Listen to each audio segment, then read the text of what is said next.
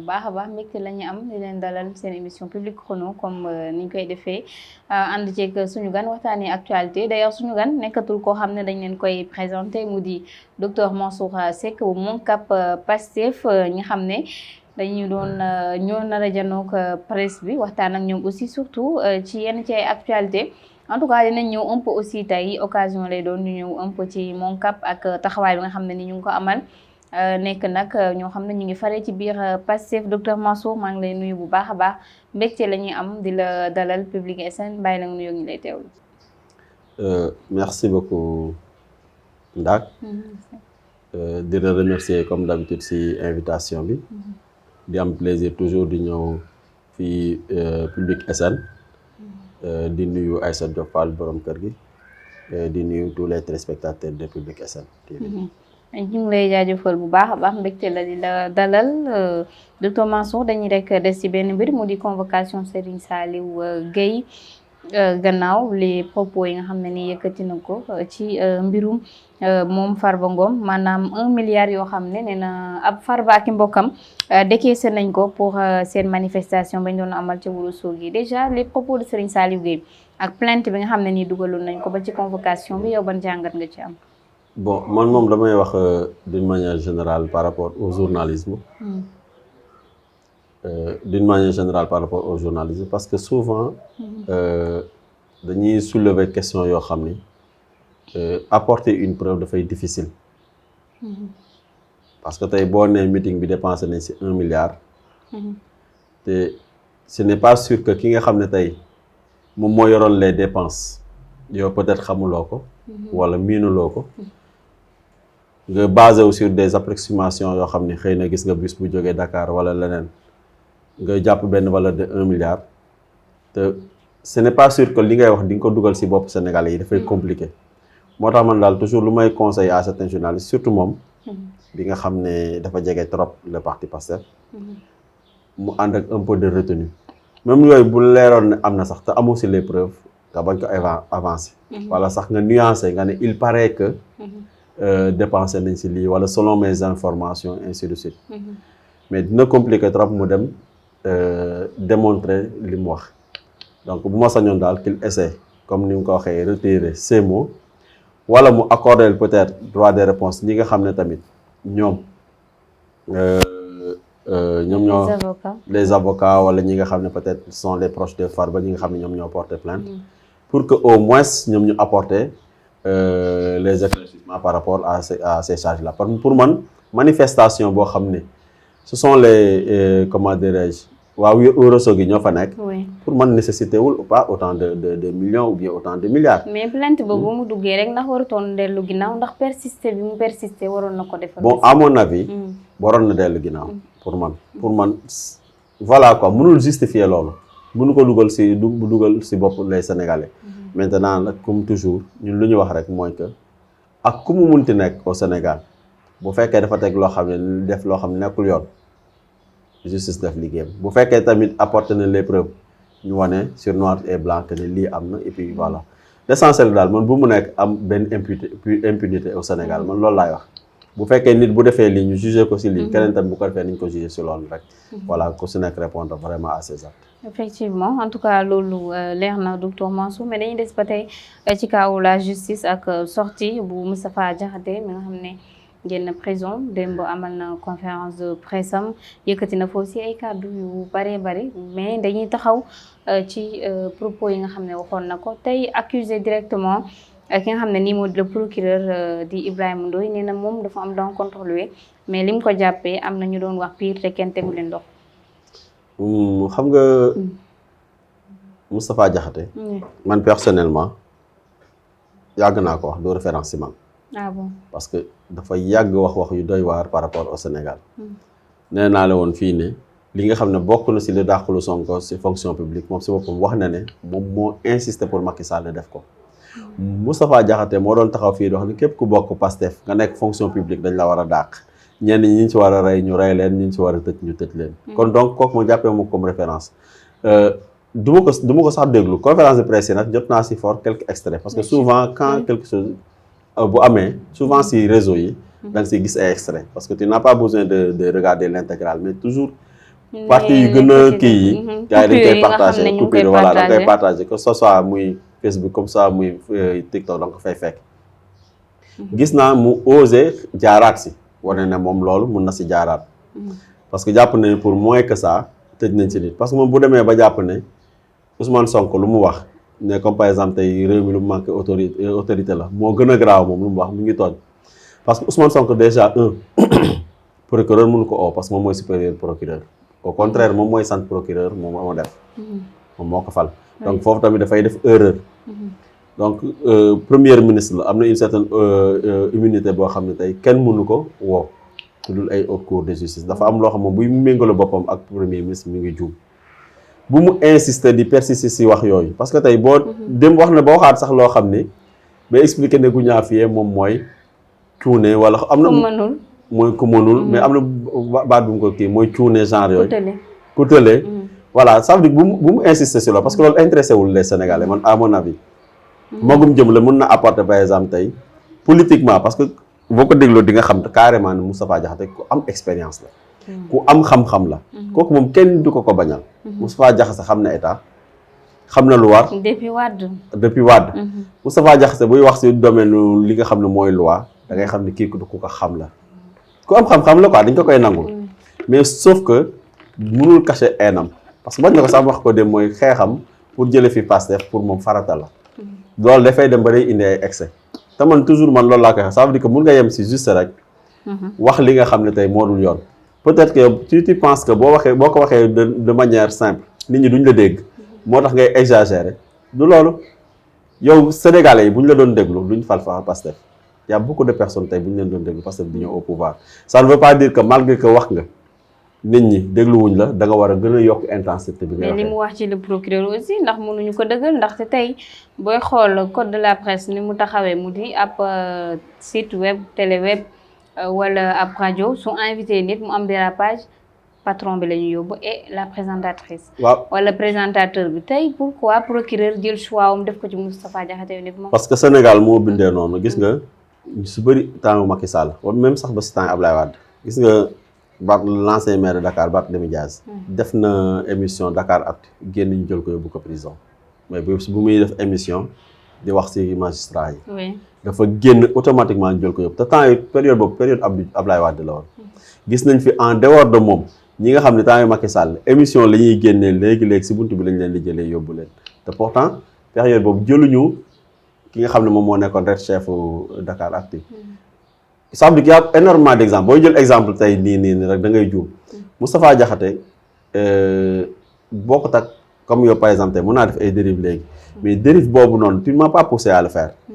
mun nga mën rek ne non c'est exagéré wala leneen ak leneen ça veut dire que tu peux dégager ta responsabilité mais nit ki nga xam ne moo janoog télé di wax bu ñaaw man pour man en réalité kooku la c'est vrai que code de la presse toujours pour yéen mu tënk leen ba ngeen xam ne nit buy wax dérive seen kii ngeen mun ko freiner dina am lu muy teg mais néanmoins kii wax ji Abdou Ngaye par exemple ba muy wax lu ko yóbbu pourtant ba ñuy convoqué en même temps les journalistes dañ leen bàyyiwaat. et pourtant dañ leen bàyyiwaat. ce n'est pas normal parce que ñoom ñëpp ñoo nekkoon ci même commentaire. voilà mais ki nga xam ne moom moo gën a wax moo indi yenn wax yi je pense que kooku moo gën a responsable que leen kon ça veut dire que tey bu fekkee ne rédacteur en chef des fois tey le rédacteur en chef peut ne pas être même au moment du tournage. surtout bu fekkee émission directe la yow mi journaliste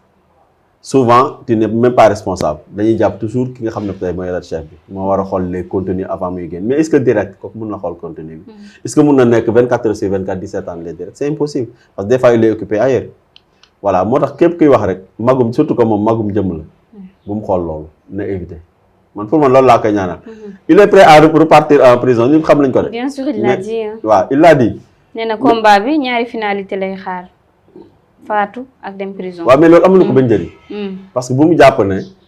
histoire day retenir lu positif si moom non histoire du ko retenir Moustapha Diakhaté au contraire jeunesse bii nii gëmuñu ko. ah bon non les enfants gëmuñu ko wax dëgg yàlla xamuñu ko sax. sax te lu ëpp solo la postérité mooy xale yi loo leen di bàyyil ba nga xam ne tey boo taxawee xale yi génn na diw gisoo xale yi di ko ndamoo ñu koy ndamoo juste mooy l'opposition une partie de la presse mais amoo benn xale boo xam ne tey mi ngi namoon kii Moustapha Diakhaté non du référence sérieusement de référence. Ami bon am na ñu bëri ñu xam ne nii quand même jël nañ ko comme seen référence boo gisee démb conférence de presse am ba opposition bi daanaka kenn manqué wut. waaw mais loolu c'est la solidarité. xam nga tey opposition day toll fi nga xam ne dañuy solidarité képp ki nga xam ne tey dafa jànn ak pouvoir dañuy ànd ak yow quel que soit sa démb ak moom. opposition moo mel noonu tey mën naa jot ak yow ñu am beaucoup de problèmes yoo xam ne tey yow yaa ngi woon au pouvoir maa ngi opposition. bis ñëw ñun ñaar ñëpp ñu retrouver à l'opposition dañuy obligé ñun tamit ñu dajale suñu doole pour xeex lii Moustapha Diakhaté loolu rek la Moustapha Diakhaté ñu muy àndal yëpp mus na wax si ñoom lu ñaaw wala ñoom mus nañ wax si lu ñaaw Moustapha Diakhaté. waaw am na ñu bëri ñoo xam ne tey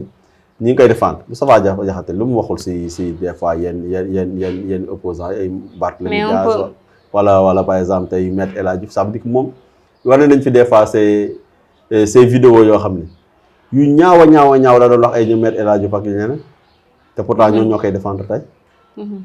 pour wax la rek na l'histoire da leen di rattraper toujours mais moom wax dëgg yàlla moom personnellement man bu ma amoon lu ma koy conseillé mu nekkoon ku ma jege defal sa politique defal sa opposition mais bul def lu lay dugal mooy ça veut dire que wax bu ñaaw boo xoolee ñaari wax yu mu wax yëpp du ko dugal wax bu ñaaw la waaw donc da ngeen jàpp ne waa kàddu yooyu wax man je ne vais pas traiter un président de la République même bu fekkoon Macky Sall wala Abdoulaye Wade du ko traiter loolu parce que xam naa ne moo ko fee dañu may yóbbu waaw te doo gis waa Pastef bu ko mës a def bu taxaw jan ak Macky Sall wax ko wax bu ñaaw doy def ba pare le procureur il n'est pour rien yow yaa def sa def jël na la yóbbu la yow li nga doon bañ ëllëg nit ñi di wax ci magistrat yi nit ñi di wax ci kii procureur tey yaa ngi koy def pour vous dire que bul bu tourner la rek. mais quand même moom Moustapha Diakhaté bëgg naa aussi nga ñëw ci propos yi nga xam ne yëkkati na ko envers commissaire bu port d'ailleurs nee na commissaire bu port bi woyu la mais quand même acte criminel la def entre moom ak diggante ñoom ñaar gannaaw ba mu saisir non seulement ses lunettes mu nekk ay lunettes correcteurs yoo xam ne su ko solo du mën a bind du mën a gis bu baax du mën a lire mais aussi garabam yi nga xam ne moom lay utiliser pour asthme bi loolu aussi tamit docteur Mansour ndax normal na ci ab homme de tenue muy comporté wu noonu envers un civil. bon déglu ma si partie boobu waaw man maa ngi koy soog a information boobu maa ngi koy soog a am si yow. bu fekkee ne ay droit moom dañ ko bafoué man je me dis que normalul xaw ma nag soubassement bi parce que déglu ma ko wax dëgg yàlla déglu ma ko xaw ma lan la ko justifier ak lan la expliquer. moo tax par rapport à cette question c'est difficile mais bu fekkee nag vraiment que ni dañ ko tere. mu sol correcteur am pour mun a gis lu muy lire. non mais daf ko saisir. da ko saisir waaw correcteur am mais xam nga des fois garde à vue. je sais pas je ne sais pas si le prisonnier wala quelqu'un qui est en garde à vue a droit à tout parce que da ngay gis sax des fois bu ñu la tëjee fenn fii lépp li nga xam ne ça peut constituer une arme pour te blesser pour que nit ñi éviter na nit ki xaru na wala leneen dañ koy récupérer. est-ce que ce n'est pas dans ce cadre-là le récupérer des lunettes et autres parce que des fois dañ lay priver lu bëri loo xam ne tey amaana boo ko yoree mun nga gaañ sa bopp xam nga comprendre nga fu may waxee voilà donc xëy na si cadre boobu la parce que ñoom aussi voilà je ne pense pas que ne am na intérêt juste pour faire très mal par rapport à ces comprimés aussi bu fekkee ne moom xamul la nature des comprimés mun na nekk comprimé yoo xam ne la personne peut prendre ça perte de conscience connaissance wala leneen te xamu ko peut-être mun na ko récupérer à un moment donné pour se retirer d'abord je sais pas moo tax tamit xëy na que dans le cadre du maintien de l'ordre peut-être ñu permettre ñu leen ko donc bu mu jàpp kon ne kii da ko bëgg a maltraiter wala leen je sais pas trop daal vraiment. ñu des ci l'opposition docteur Mansour gannaaw def nañ ay front yu bëri ku ci nekk bokk ci ñu gis ne Sàmm Sa Kàddu am na FDR am na front de résilience contre les dérives du régime Sonko Diomaye am na front contre les abus du pouvoir am na mais ñu gis ñu bees ñu ñëw bu di Barthélémy Diaz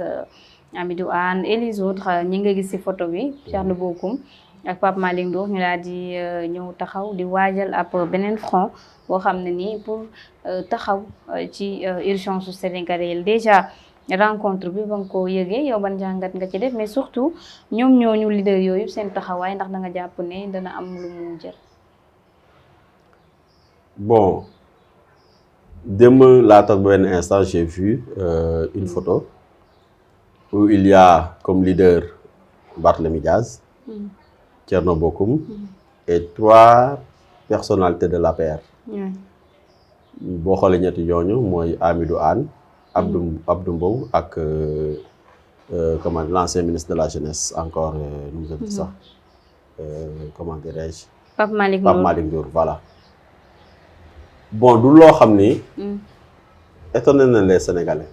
d'autant plus que Barthélémy Diaz annoncé woon na ko depuis ba mu demee en France waxoon na ne bu ñëwee dina taxawal benn front de l'opposition boo xam ne dina am doole donc on s'attendait que ñi nga xam ne ñooy premier allié am Barthélémy Diaz à l'heure actuelle ses premiers alliés nekkul les anciens de Yewwi ñan ñooy donc ses premiers alliés mooy waa APR mooy APR ça veut dire que fii opposition bi à part APR je pense qu'il y a pas une autre opposition bi nga xam ne am na benn opposition radicale donc mooy Barthélémy Diaz parce que Barthélémy Diaz mënatul mën ñi nga xam ne ñoo nekkoon taxawu Dakar ci biir lutte bi wala taxawu Sénégal ci biir lutte bi donc ça veut dire que waa APR rek la am en dehors de waa APR Thierno Bocoum et son ami doon xalaat gis ci ku mel ni Bougane Gueye Dany peut-être que Bougane Gueye Dany bëggul ñu koy emporter tamit n'importe comment parce que gis na l'expérience de Sàmm Sa Kàddu vraiment ça a été une très mauvaise expérience pour lui parce que topp na leen te Bougane ñëpp xam nañ ne bu demaloon boppam élection législative day am député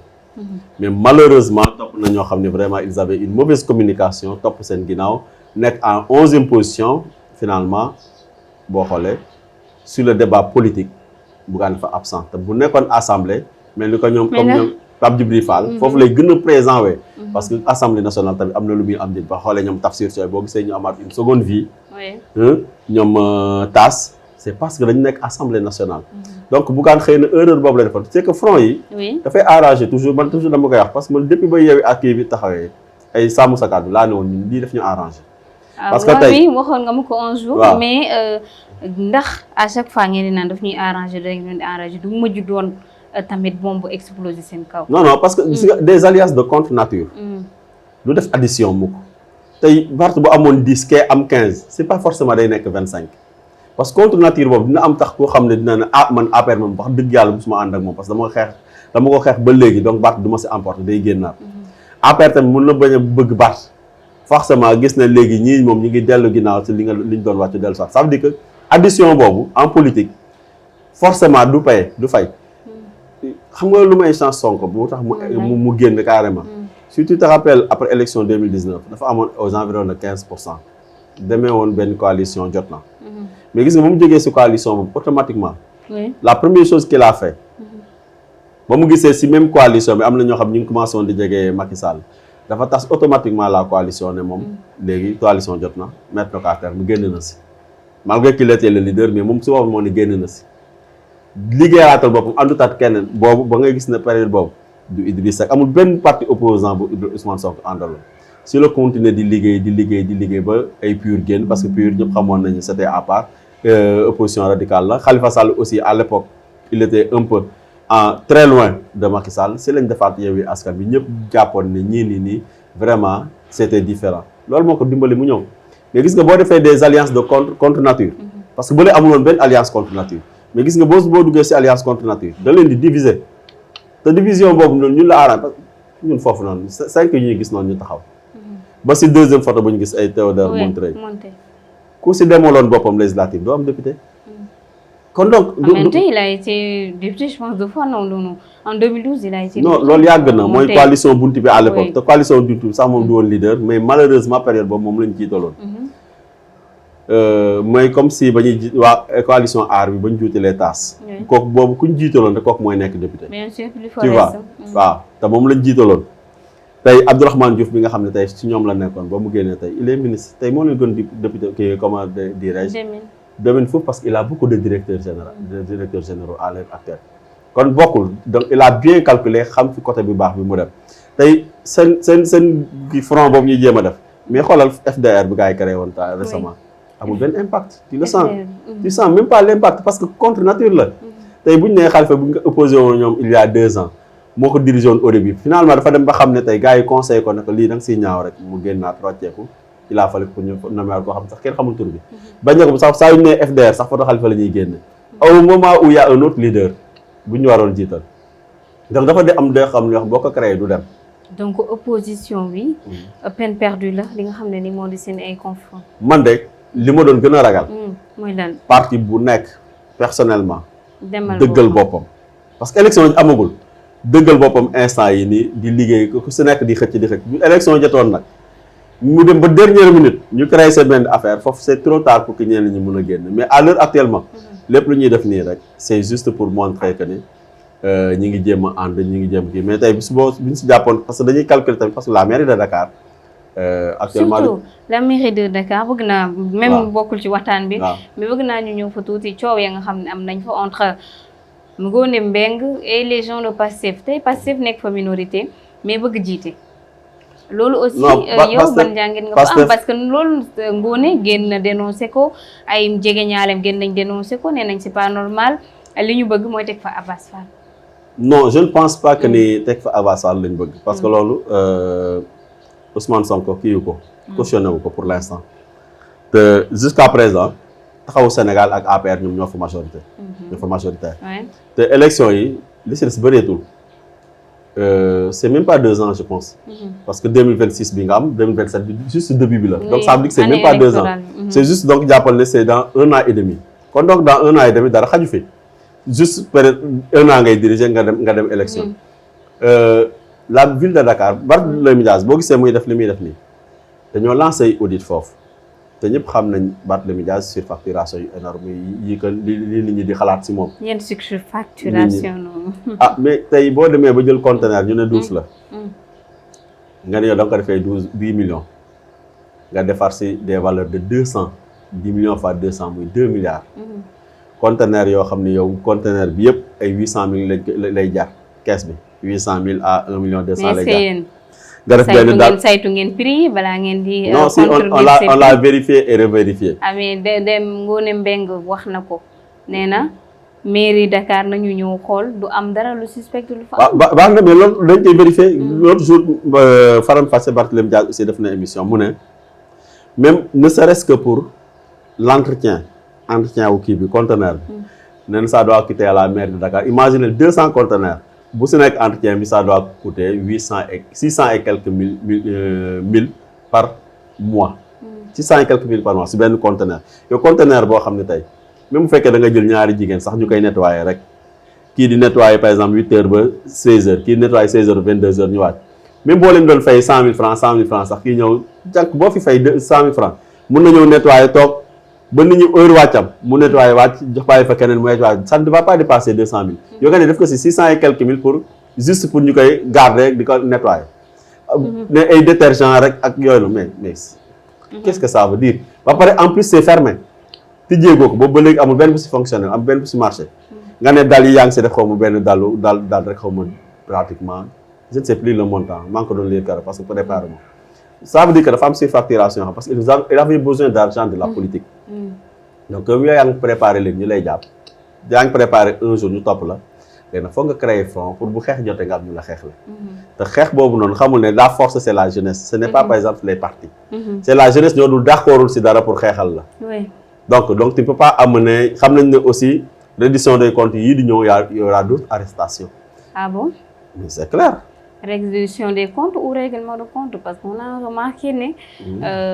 dernièrement ñi ñu jàpp ni règlement la gën a niróo que réduction. bon selon le langage de l'opposition règlement de compte lañ koy ooyee. mais quelle que soit la situation.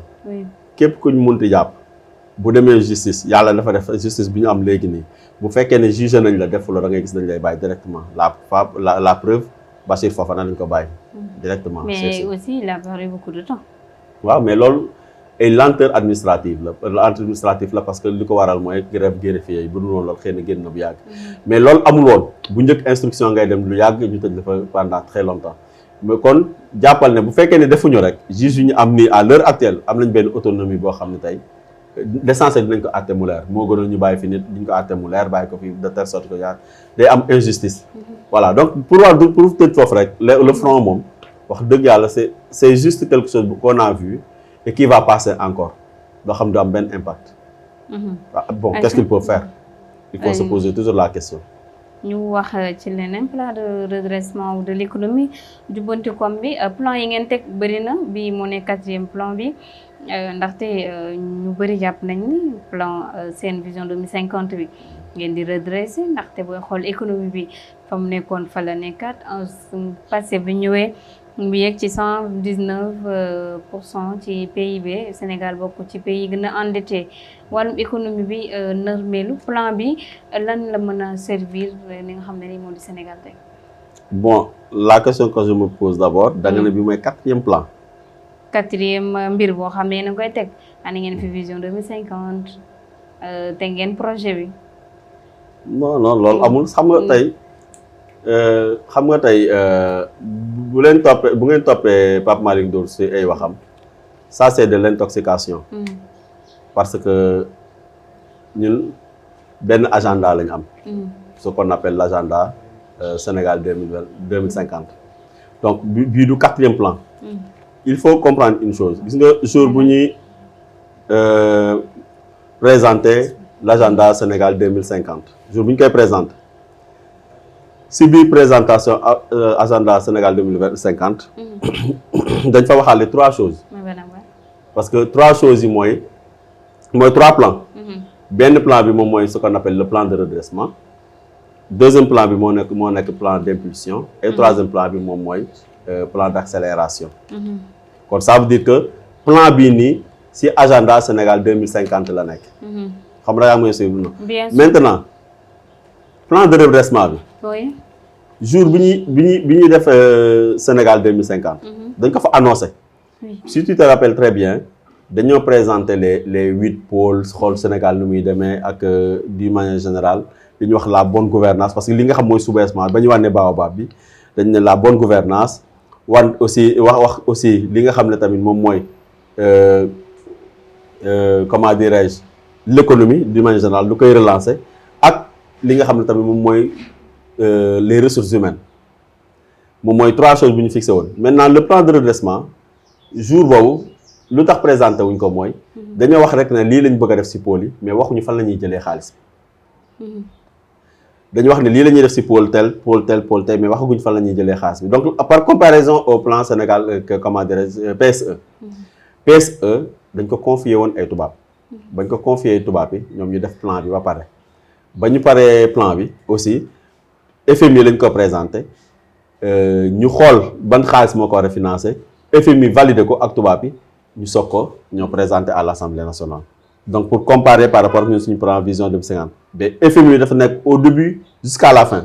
bii nag c'est 100% sénégalais ñun bañ koy présenté amuñu accord FMI ne fii la ñuy jëlee xaalis xam nga ñun suñu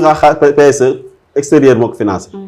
avec FMI lañ ko bindandoo et validé ko FMI ba ñu d'accord ci xaalis ba ak lu ko war a financer yëpp ñu soog ko dem voter à l'Assemblée nationale déroulé ko. bii ñun suñu yoon kii ñu ci benn FMI. ñun ñoo ko defal suñu bopp.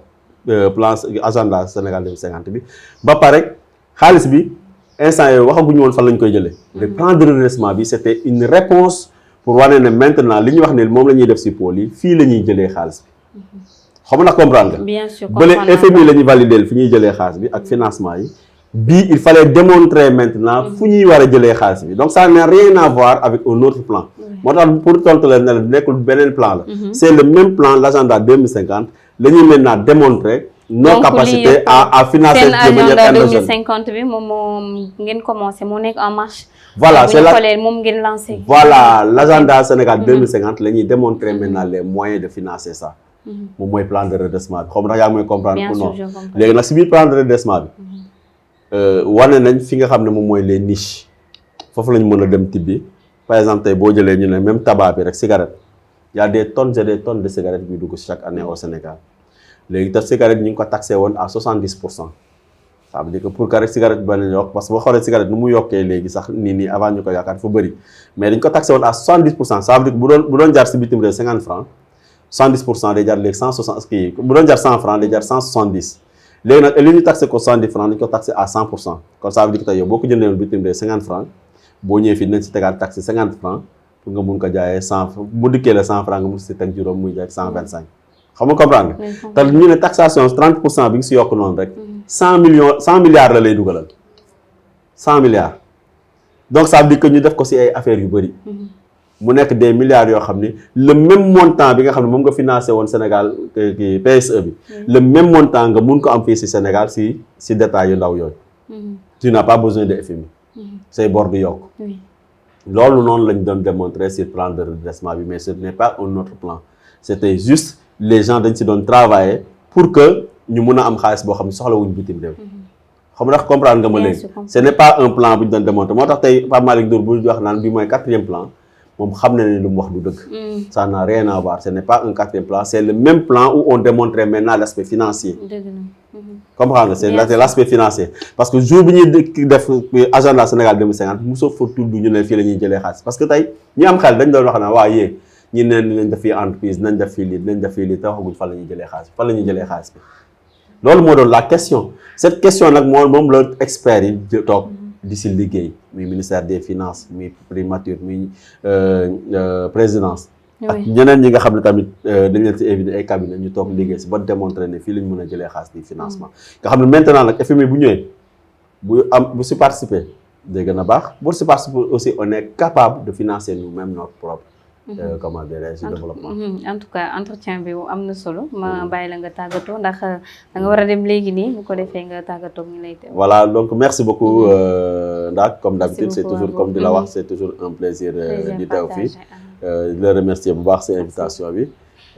voilà di jox dig daje les téléspectateurs du Public SN ba beneen incha allah. très bien ay mbokk yi comme ni ngeen ko gisee moom lañ dalaloon docteur Mansour Seck bu Moncap Pastef ci émission Public Chrono di leen jaajëfal bu baax a baax di remercier aussi As Badiane merci beaucoup à vous nos fidèles amis internautes di leen jox dig daje demain incha allah.